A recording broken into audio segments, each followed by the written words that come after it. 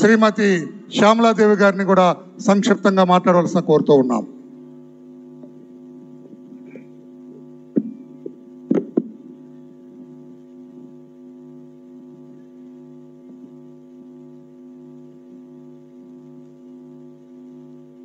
అందరికీ నమస్కారం. ఈరోజు మా అన్నగారు ఎన్టీ రామారావు గారు సినీ వజ్రోత్సవాలు 25 ఇయర్స్కి వచ్చి విజయవాడలో ఈ స్టేజ్ మీద ఇలా మాట్లాడగలుగుతామని అనుకోలేదు. ఆ అవకాశం రావటానికి కారణం మా చంద్రబాబు నాయుడు గారు.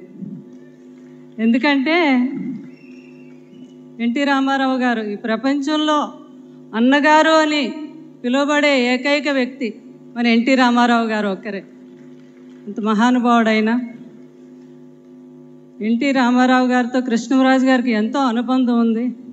అందుకనే మా జనార్దన్ గారు 10 రోజుల ముందే వచ్చి నన్ను పిలవడం జరిగింది. అంటే వారికి మనస్ఫూర్తిగా నా అభినందనలు తెలుపుతున్నాను. అంటే వారి గౌరవం కృష్ణరాజు గారికి, మీరు వస్తే కృష్ణరాజు గారు వచ్చినట్టమ్మా, అన్నగారితో ఆయనకు చాలా అనుబంధం. నిజంగా కృష్ణరాజు గారికి చాలా అనుబంధం. ఇంకా అసలు రామారావు గారి గురించి ఎంతో బాగా చెప్తూ ఉండేవారు. అందుకే నాకు బాగా తెలుసు రామారావు గారి గురించి. ఒకసారి రామారావు గారితో ఆయన భక్త కన్నప్ప సినిమా తీశారు. ఏమైనా ఇది అన్నగారికి అయితే దీని గురించి బాగా తెలుస్తుంది, ముందుగా మనం అన్నగారికి చూపించాలని కృష్ణరాజు గారు, సూర్యనారాయణ రాజు గారు అనుకొని రామారావు గారి దగ్గరికి వెళ్ళారు. ఇలా మీరు ఎలాగైనా మీకు ముందు చూపించాలనుకుంటున్నాము అంటే, తప్పకుండా బ్రదర్, మీరు అన్నీ రెడీ చేసుకోండి, నేను వస్తున్నాను అన్నారంట. ఆ డేట్ చెప్తే పక్కనే ఉన్నారు మేనేజరు, అయ్య బాబాయ్ ఆ రోజు షూటింగ్ ఉంది అన్నగారికి, ఆయన జీవితంలో ఎప్పుడు కూడా షూటింగ్ వాయిదా వేసుకోలేదంట రామారావు గారు. వారు చెప్పారంట, సార్ ఆ రోజు మీకు షూటింగ్ ఉంది, ఎలాగ సార్, అది భానుమతి గారితో కాంబినేషను, చాలా కష్టం అని. మీరు ఏం చేస్తారో నాకు తెలియదు బ్రదర్.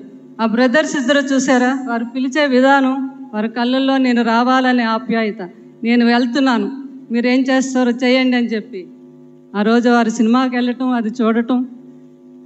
ఇంటర్వ్యూల తర్వాత ఇంటర్వ్యూలు ఇస్తామంటే కృష్ణరాజు గారు తన బ్రదర్ ఇంటర్వ్యూలు కూడా ఇవ్వద్దు, నేను కంటిన్యూ చేస్తానని చెప్పి ఆ సినిమా చూసి ఆ సినిమాని మెచ్చుకొని, అది 100 days ఆడుతుందని చెప్పిన సినిమా భక్త కన్నప్ప నిజంగా అంత విజయాన్ని సాధించింది. అది ఎన్టీ రామారావు గారి గొప్పతనం. అలాగే ఎన్టీ రామారావు గారు అంటే తెలుగు జాతికి ఒక వెలుగు, అది ఎన్టీ రామారావు గారి గొప్పతనం. వారు ఫ్యామిలీ అందరూ, హరికృష్ణ గారు అవనియండి, తర్వాత మా రామకృష్ణ గారు, బాలకృష్ణ గారు, మోహన్ కృష్ణ గారు, వీరందరూ కూడా ఎంతో రెస్పెక్ట్. కృష్ణరాజు గారు అంటే ఎంతో అభిమానించేవారు, వారికి కూడా వీరి మీద అంత అభిమానం. వారి ఫ్యామిలీ అంతా రామారావు గారు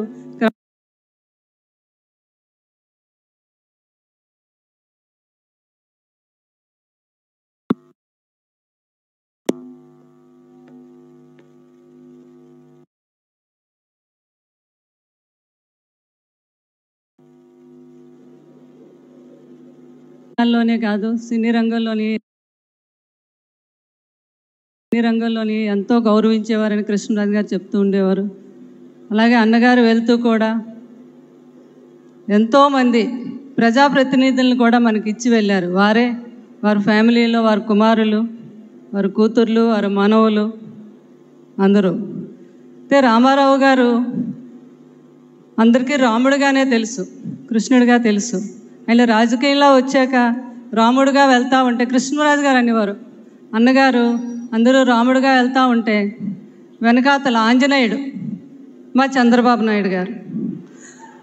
అంటే చంద్రబాబు నాయుడు గారు ఆంజనేయుడు కాకుండా కిష్కిందను తయారు చేశారు. కిష్కింద అంటే మొత్తం తెలుగుదేశం నాయకులు, కార్యకర్తలు ఇక్కడ ఏ మూల చూసినా, అటు విజయనగరం మొదలుకొని అటు శ్రీకాకుళం నుంచి ఎక్కడ చూసినా కూడా తెలుగుదేశం కార్యకర్తలు, అంతటి గొప్ప వాళ్ళని తయారు చేసింది మా చంద్రబాబు నాయుడు గారు. అలాగే నేను ఒక మాట చెప్పి సెలవు తీసుకుంటున్నాను. నాకు చంద్రబాబు నాయుడు గారు అంటే చాలా అభిమానం. ఎందుకంటే ఆయనకి పర్యావరణ పరిరక్షణ అన్న ఎంతో దాని మీద ముందు చూపు. నాకు ఒక మాట గుర్తుకొస్తుంది, బాహుబలిలో ఒక మాట గుర్తుకొస్తుంది, మాహిష్మతి బాహుబలి వచ్చాడు ఊపిరి తీసుకో అని. అదే మా చంద్రబాబు నాయుడు గారు.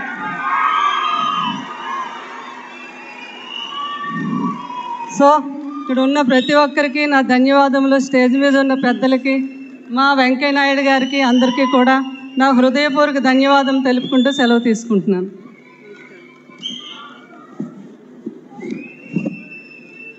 ధన్యవాదాలు శ్రీమతి శ్యామల గారు. ఇప్పుడు శ్రీ బాబు మోహన్ గారు, ప్రముఖ చలనచిత్ర నటులు, హాస్య నటులు, స్వర్గీయ నందమూరి తారక రామారావు గారితో కలిసి ఎన్నో సినిమాల్లో నటించిన బాబు మోహన్ గారిని వేదికపైకి రావాల్సిన కోరుతూ, ఇప్పుడు ప్రముఖ దర్శక నిర్మాత శ్రీ కెఎస్ రామారావు గారు, చాలా కాలాతీతం అవుతుంది.